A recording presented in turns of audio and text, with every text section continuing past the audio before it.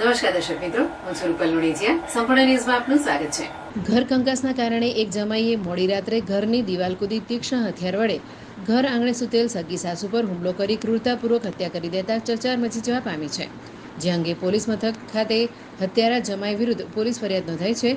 જાણવા મળતી માહિતી મુજબ દિયોદર રામાપીર મંદિરના પાછળના ભાગે રહેતા ઈશ્વરભાઈ કરશનભાઈ ભાટી તેમના પરિવાર સાથે મંગળવારની રાત્રે ઘર આંગણે સૂતા હતા.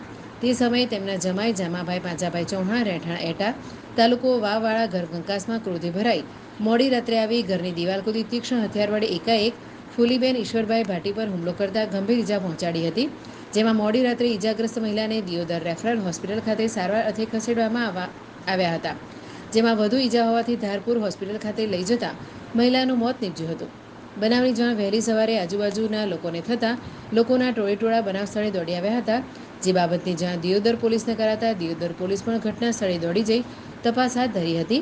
જેમાં મૃતક મહિલાને ધારપુર હોસ્પિટલ ખાતે પીએમ કરવામાં આવ્યું હતું.